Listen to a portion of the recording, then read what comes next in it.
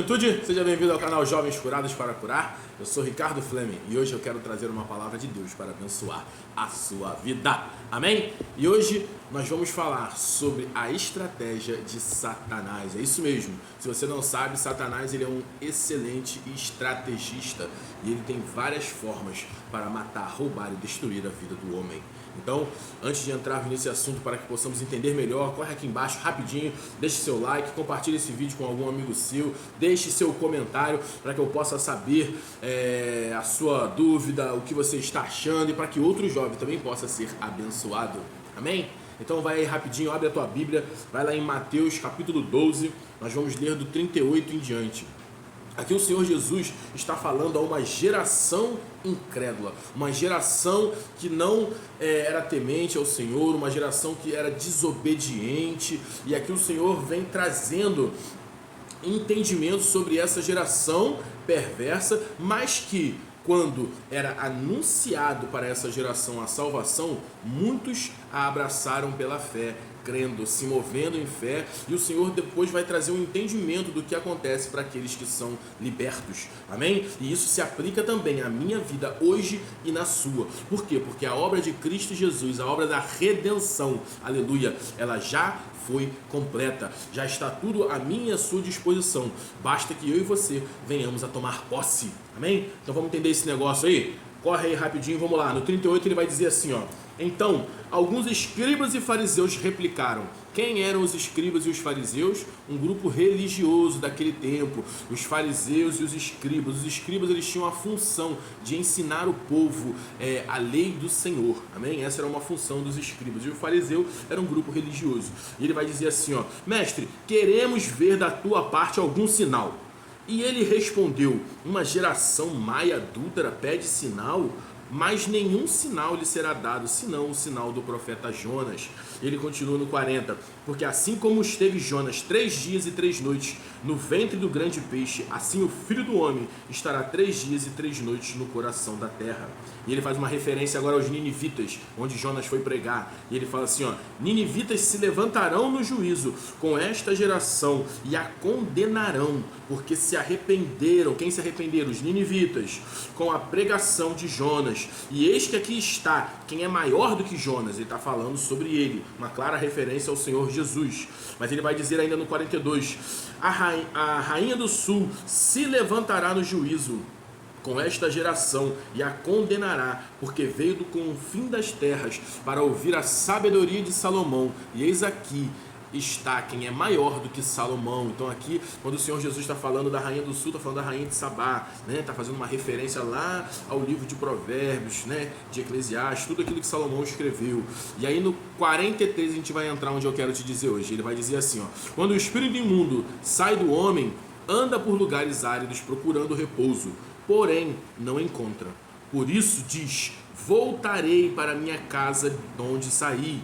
E tendo voltado, a encontra vazia e varrida e ornada.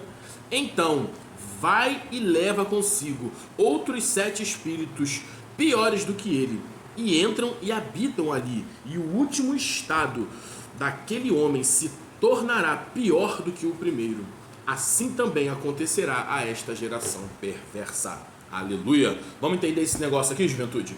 Então, o que o Senhor Jesus está falando? Sobre uma geração que não se arrependia, uma geração que vivia no pecado, mas a palavra de Deus chegou a ela através da boca do profeta Jonas, porque os ninivitas, eles eram um povo muito mau, ruim, faziam grandes atrocidades. Então por isso aquela dificuldade de Jonas de ir até lá, porque Jonas sabia que se ele fosse pregar para aquele povo, eles iam se arrepender, Deus ia ter misericórdia e ia salvar aquele povo. Só que Jonas não queria que aquele povo mau, ruim, que fazia tantas atrocidades, fosse salvo. Então por isso que ele se nega a ir até lá. Mas o que acontece?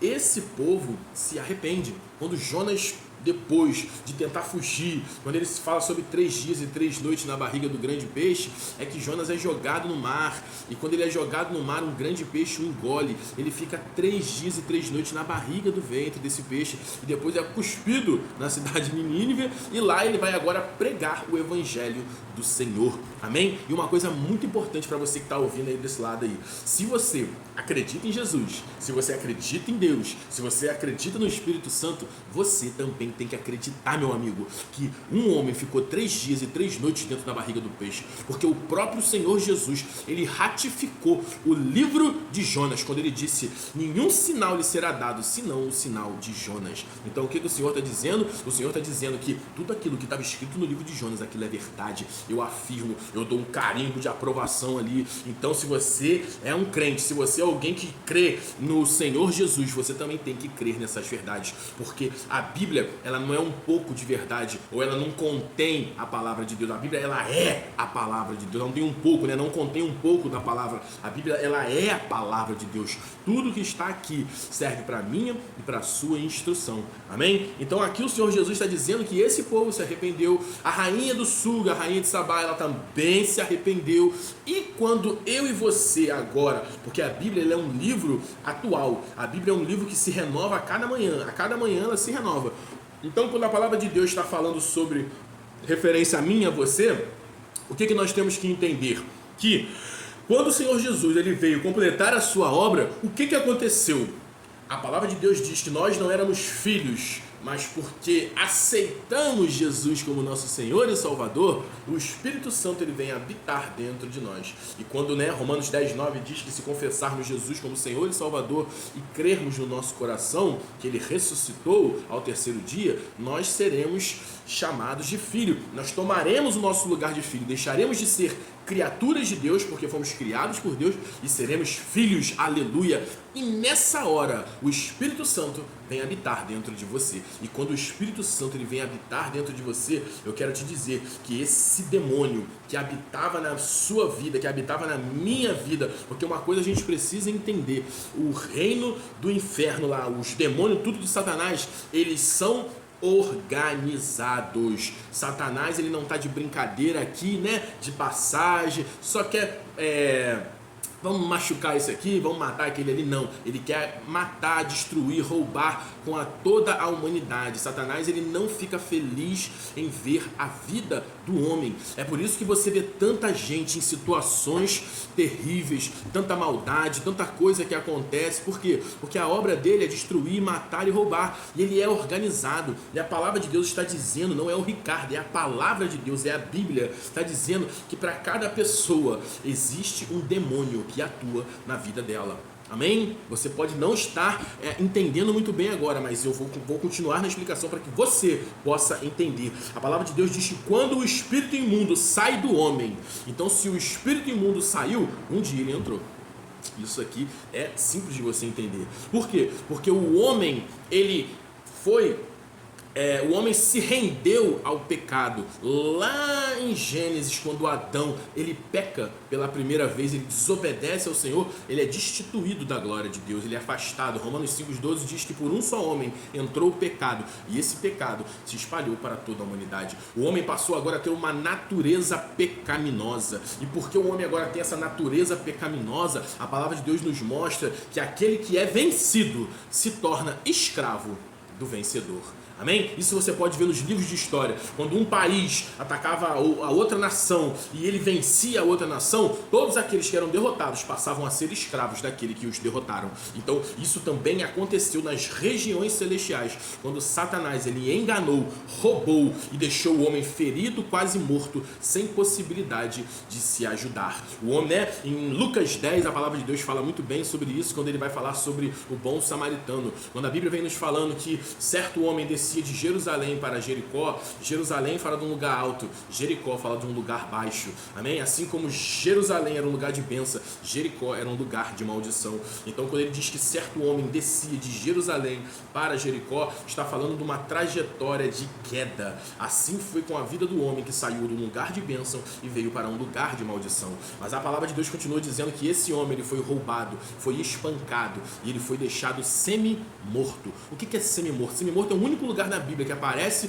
esse nome. É o que? É o homem que ainda não estava morto, mas ele também ainda não tinha condição de se ajudar, Então ali diz que passa um sacerdote, passa um levita, mas esses dois tempos, porque se estamos falando de um tempo, então vocês têm que entender que o sacerdote, o levita, também fala de outros 2 tempos, mas esses 2 tempos que se passaram pela vida da humanidade não puderam ajudar o homem caído, porque a Bíblia diz que eles estavam no mesmo caminho de queda.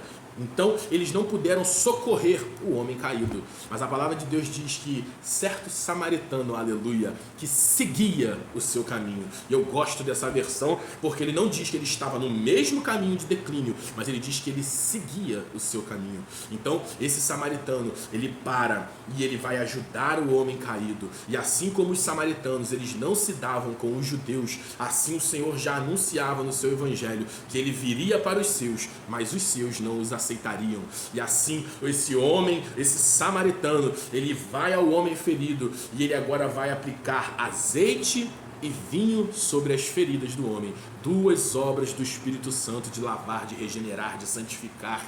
E a palavra de Deus continua dizendo que o samaritano pega esse homem caído, bota na cavalgadura, leva ele a uma hospedaria, aleluia. E isso, quando chega lá, ele entrega o homem a um hospedeiro e diz assim: cuida dele até que eu volte para buscá-lo, e paga 2 denários. O que nós podemos aprender com isso, juventude? Que a palavra de Deus nos mostra que o primeiro socorro o Senhor Jesus ele já ofereceu para a vida do homem com a obra da redenção, aleluia. O sacrifício de Cristo Jesus na cruz, ele veio e aplicou vinho e azeite nas nossas feridas, 2 obras do Espírito Santo, e depois ele pega esse homem caído e leva ele para uma hospedaria. E aí eu te digo que o homem caído ele tem um lugar para ser tratado.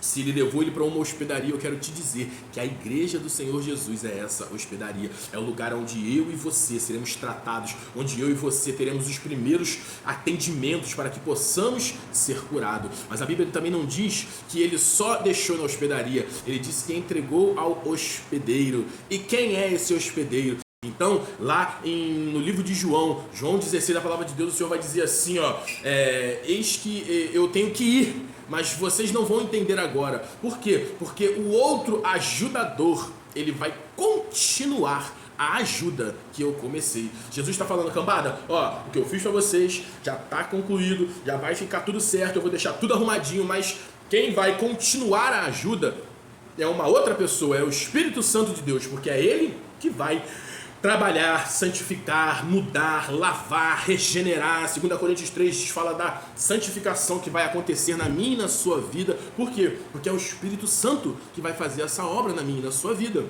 Então, quando esse Espírito Santo ele entra na sua vida, aquele espírito imundo que antes ele era retentor da sua vida, porque quando o homem pecou lá milhares de anos atrás, toda a sequência da humanidade, ela nasceu com esse DNA pecaminoso. Hoje até eu e você temos um homem interior, uma carnalidade caída na nossa vida. Por quê? Porque o homem se inclina para fazer as coisas más, as coisas ruins. Mas eu quero te dizer que a partir do momento que você deixar, você que está aí do outro lado, se você permitir que o Senhor Jesus entre na sua vida, esse Espírito Santo que também é Deus, ele vem habitar dentro de você e ele vai te transformar, ele vai te santificar, essa obra transformadora, porque evangelho, ele é mudança de comportamento e você vai se tornar um outro homem, você vai se tornar uma outra mulher. E quando isso acontecer, esse espírito imundo que era retentor da sua vida, porque você tinha sido derrotado por Satanás,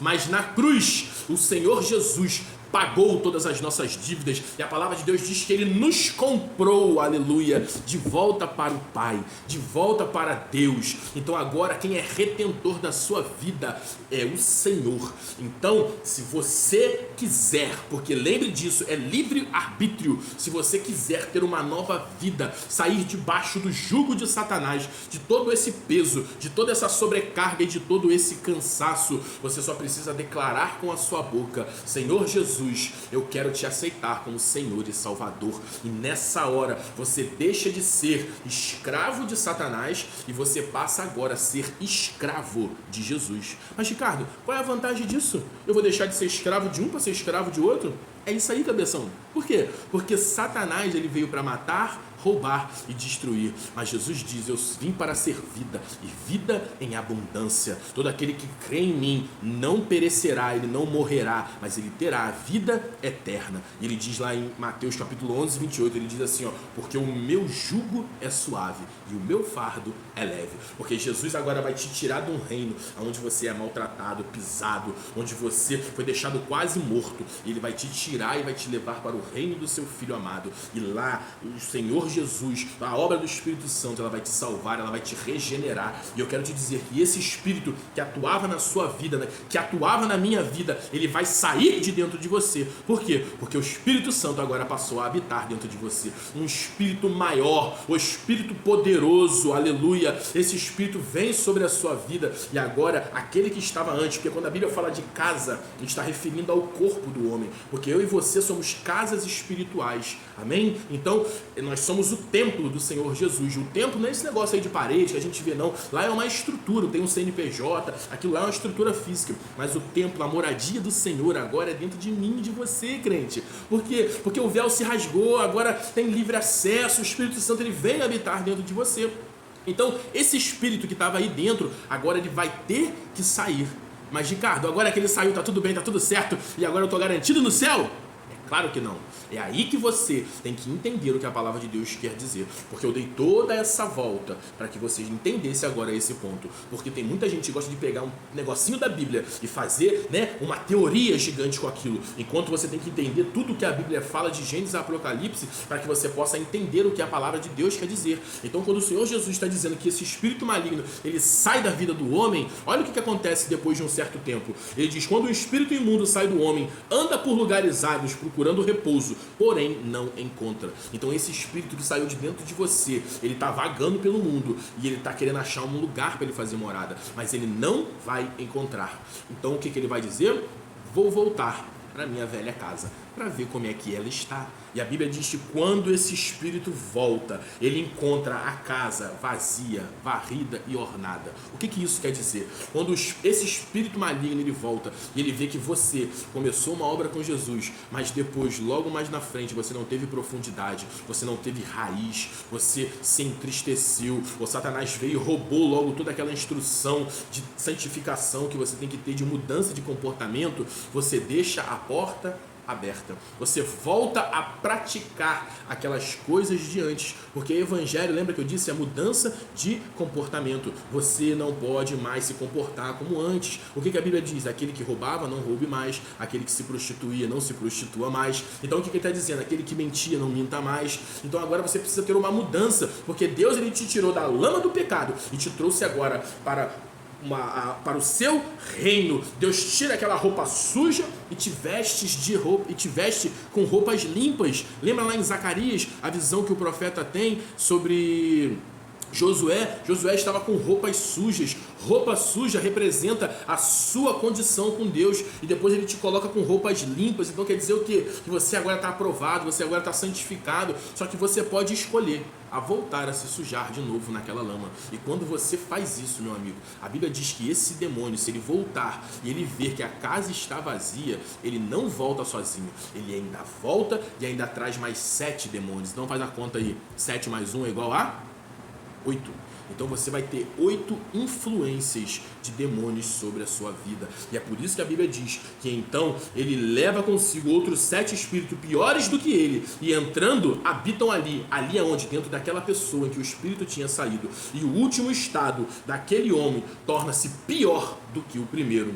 Assim também acontecerá com esta geração perversa. Aleluia. Então o que vocês precisam entender, juventude? Vocês têm que levar a sério esse negócio de vida com Deus. Não dá mais para dizer que você é crente, que você tem relacionamento com Jesus, e quando você está em casa, você está vendo pornografia, você está vendo coisa que não deve ver por esse telefone, você tem tido relação sexual com a sua namorada ou com o seu namorado, você tem mentido, desobedecido seu pai, desobedecido a sua liderança, a sua mãe, você ainda está com esse comportamento de velho homem. Então você precisa entender que isso que você está fazendo é perigoso demais, porque se esse espírito voltar, ele vai ver que a casa está vazia, que tem uma brecha, e ele vai entrar e ainda vai chamar mais 8. Então é por isso que você vê muito jovem, muito homem e mulher de Deus aí, que está num estado pior, que entrou numa lama de pecado, onde não tem mais força para sair. Mas a palavra de Deus nos garante que se nós nos arrependermos, se nós reconhecermos o nosso erro, ele tem lugar de salvação para a nossa vida. Amém? Porque a palavra de Deus diz em 1 Pedro 9 que Deus é fiel e justo para perdoar os nossos pecados. Você só precisa a partir de hoje entender essas verdades e levar mais a sério esse evangelho do reino, porque a graça de Deus, ela veio de graça, ela teve um alto preço para o Senhor Jesus, mas você recebe ela de graça. Você só precisa crer no seu coração e tomar posse dela, porque ela é de graça. Mas a Bíblia nos diz que o reino de Deus, ele é tomado à força, tem que ter luta. Não existe vitória sem luta, não existe perca sem suor, não existe um excelente atleta sem horas e horas de treinamento. Então você precisa entender que santificação é um processo. Você tem que se permitir a passar por esse processo, e eu te garanto que o Senhor, o Espírito Santo, vai estar junto contigo e ele vai te transformar, ele vai te ajudar. Ele, assim como o Tito 3,5 fala do lavar e do regenerar da palavra de Deus, você precisa ter intimidade com isso aqui. Se você não tem em casa uma Bíblia, baixe no seu telefone. Hoje em dia uma Bíblia, ela é tão barata, tem Bíblia aí de R$ 29,90. Se você quiser comprar uma top, ela é 50, 100 reais, mas você pode ter de graça no seu telefone. Você tem tanto aplicativo nesse telefone, por que você não tem uma Bíblia aí offline, que você não precisa de internet? Comece a ter relacionamento com a Bíblia, comece a entender essas verdades, para que você possa ser abençoado, para que você não faça parte dessa geração que o Senhor Jesus disse que vai ser perversa e que vai sofrer todos esses juízes. Então a palavra de Deus, ela chega hoje na sua casa para que você entenda essas verdades e que possa ser um jovem transformado. Amém? Pai, em nome de Jesus, eu abençoo esse jovem que ouviu essa palavra, Senhor, e que agora está sendo instruído. Ele pode ter 5, 3, sei lá quantos anos, Senhor, mas ele agora está conhecendo, ele está ouvindo, porque a palavra de Deus diz que a fé, ela vem pelo ouvir, e o ouvir da palavra de Deus. E é a sua palavra, Senhor, que está sendo pregada, um evangelho integral, para que eles possam ser transformados e para que eles tenham temor, Senhor. O Senhor pede que nós venhamos a te obedecer pelo amor, mas que o temor, ele nunca saia diante dos nossos olhos, porque se um dia o amor falhar, o temor, ele vai nos fazer parar e não vai nos deixar continuar nessa vida de desobediência. Amém? Então, se você gostou desse vídeo, corre aqui embaixo, compartilha ele com algum amigo seu, tá? Se inscreve no canal, porque todo dia tem vídeo novo para você, juventude.